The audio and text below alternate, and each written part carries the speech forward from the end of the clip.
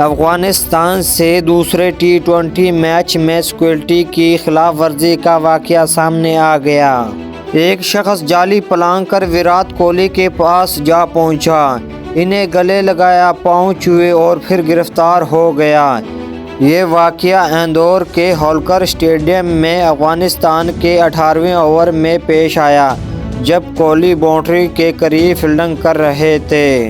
ایک نوجوان شخص نے جعلی پلانگ کر اور وراٹ کوہلی کی طرف دوڑ لگائی، جس کی وجہ سے میچ رک گیا۔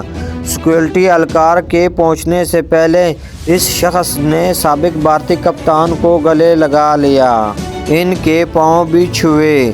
اتنے میں اہلکار وہاں پہنچ گئے اور اسے گرفتار کر کے تھانے لے گئے، جہاں پر اس سے پوچھ تاچھ کی گئی۔